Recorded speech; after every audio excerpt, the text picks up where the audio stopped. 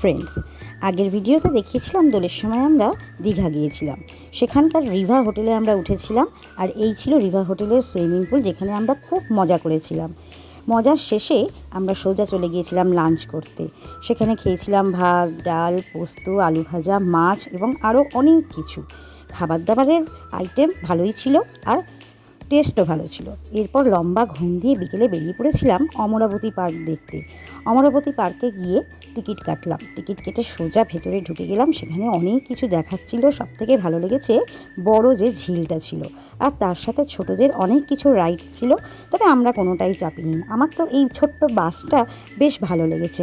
এটা বেশ দেখতে ভালো, ছোট্ট মতন, কি সুন্দর। ছোটরা এখানে চেপে ভীষণ মজা করছিল। এরপর আমরা একটু ভালো করে ঘুরে নিয়ে সোজা চলে গিয়েছিলাম রোপওয়ের জায়গায়। এখানে আমরা সবাই মিলে রোপওয়ে চড়েছিলাম।